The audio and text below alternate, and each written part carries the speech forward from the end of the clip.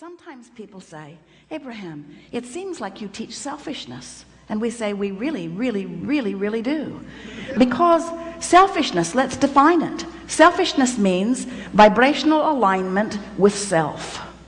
And in order to understand that, you got to know who self really is. Self is source. Self is pure positive energy. Self is worthy.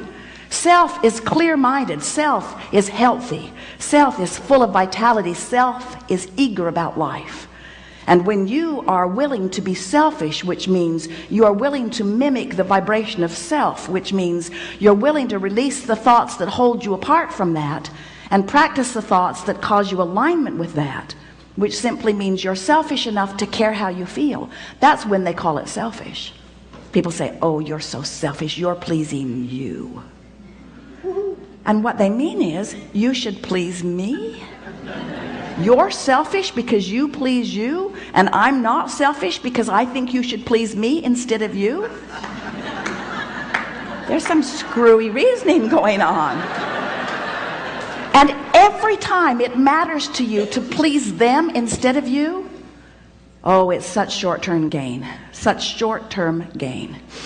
Because when you care about how someone else feels or how they are responding to you, so you behave in order to affect their response to you, you do them a very big disservice, because you teach them that through action and demand or cajole or control or power, that they can wrestle their life to the ground. And there's hardly going to be anybody as cooperative as you. Think about it. Have you ever had someone who was so cooperative they'd just do anything for you, and then they were the only one who would behave that way? So you just had that one friend? Often it was your mother. You weren't really ready for the world, were you? But when you show yourself that you have the power to come into alignment, not just with who you were before you were born, but with all that you've become ever since. Not just with you and all you've become, but with Source itself.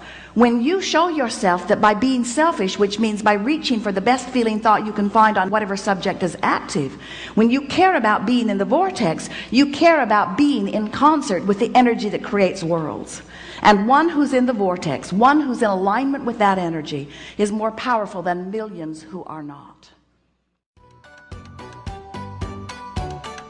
Elegant clothes, you want to be seen with her under your tweeds. You sweat like